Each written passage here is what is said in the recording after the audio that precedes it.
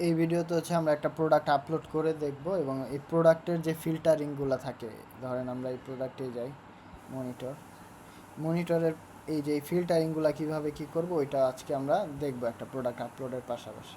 আমরা এই যে অ্যাড ফিজিক্যাল প্রোডাক্ট এখানে ক্লিক করলাম, তারপরে এখানে নাম দিলাম, ধরেন আমরা র্যামের নাম দিই র্যাম, এখানে আমরা দিলাম একটা গ্যালারি ইমেজ আপলোড করি, এটারই আপলোড করলাম। তারপরে এখানে একটা ডিসক্রিপশন দিব, এটা শর্ট ডিসক্রিপশন কোনটা আমি দেখাই দিই। শর্ট ডিসক্রিপশন হচ্ছে এখানে যেটা আসে, তো আমরা এখান থেকে একটু ডিসক্রিপশনটাই কপি করে নেই। তারপর দিব হচ্ছে লং ডেসক্রিপশন। লং ডেসক্রিপশন কোনগুলো? লং ডেসক্রিপশন হচ্ছে, ধরেন আমরা এখানে আসি, এই যে ডেসক্রিপশন, এই যে এগুলো লং ডেসক্রিপশনটা কপি করে এখানে বসাই দিলাম। তারপর আসেন স্পেসিফিকেশন। স্পেসিফিকেশন কোনগুলো? এই যে এইগুলো হচ্ছে স্পেসিফিকেশন। তো আমি ডিসপ্লে সাইজ এটা নিলাম, তো 21 ইঞ্চি। তো এরকম আরও আপনি অ্যাড করতে চাইলে এখান থেকে অ্যাড করতে পারবেন। মেটা কিওয়ার্ড হচ্ছে ওই টাইটেল যেটা ইউজ করছেন ওইটাই, আর ডিসক্রিপশন তো শর্ট ডিসক্রিপশনটা, এটা গেল। এরপরে আসেন প্রাইস। প্রাইস ধরেন আপনার এটা 5,000 টাকা এবং প্রিভিয়াস প্রাইস ছিল আপনার 7,000 টাকা। এরপরে হচ্ছে ক্যাটাগরি সিলেক্ট করুন, যেমন এটা হচ্ছে র্যাম, যেহেতু কম্পোনেন্ট, সিলেক্ট ক্যাটাগরি হচ্ছে আপনার র্যাম দিবেন, ডেস্কটপের র্যাম। চাইল্ড ক্যাটাগরি, এটা চাইল্ড ক্যাটাগরি যদি রাখেন তো রাখবেন, ধরেন এটা আমি দিলাম কিংস্টন সরি। তারপর এটা কোন ব্র্যান্ডের?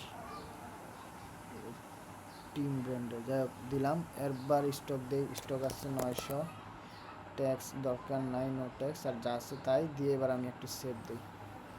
এটা আমি কোন ক্যাটাগরি? ও আচ্ছা, ইমেজ অ্যাড করি নাই, তো ইমেজ অ্যাড করি এটা, আর হচ্ছে আপনার গ্যালারি ইমেজ অ্যাড করি, কিছু সিলেক্ট করে নিই, যে আমি শিফট টিপ দিয়ে সিলেক্ট করে নিচ্ছি বা কন্ট্রোল টিপ দিয়ে সিলেক্ট করে নিই, এই যে দিলাম, এগুলো দিয়ে এবার আমি সেভ দিই। আমি তো আচ্ছা ইমেজ ফিল্ড অ্যাড করি না, ইমেজ ফিল্ড অ্যাড করি, অ্যাড করলাম। তারপর হচ্ছে আমি এখান থেকে category, component, RAM, child category, আচ্ছা একটা আপাতত দিই, ট্যাক্স, ওকে সব ডান। এবার আমি সেভ দিই। আমার এই প্রোডাক্টটা, এই যে র্যাম প্রোডাক্টটা সিলেক্ট হয়েছে, এবং আমি এখানে যাই, কম্পোনেন্টে যাই, এটা ছিল ডেস্কটপ র্যাম। ডেস্কটপ র্যাম কোথায়?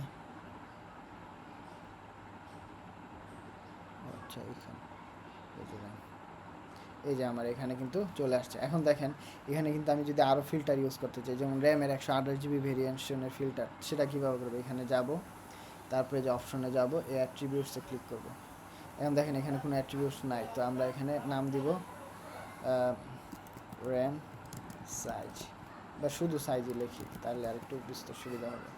সাইজ দিলাম। এবার এই অ্যাট্রিবিউট তৈরি হয়েছে, এবার আমরা ম্যানেজ অপশনে যাব, এখানে অ্যাডে ক্লিক করব, এই যে র্যাম, এই যে সাইজ সিলেক্ট করবো, এবার আমরা দেবো 8 GB এবং স্টক আনলিমিটেড স্টক দিয়ে আমি 0 সাবমিট দিয়ে দিলাম। ও সরি, প্রাইস ফিল্ডটা তো দিতে হবে, প্রাইস 0 সেট করে দিই।